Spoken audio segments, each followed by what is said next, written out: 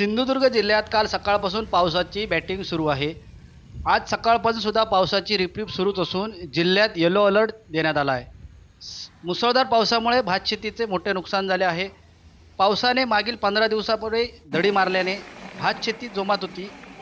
यापूर्वी जवळपास 1.5 महिना जिल्ह्यात पावसाने थैमान घातल्याने भातशेतीचं मोठं नुकसान झाले होते।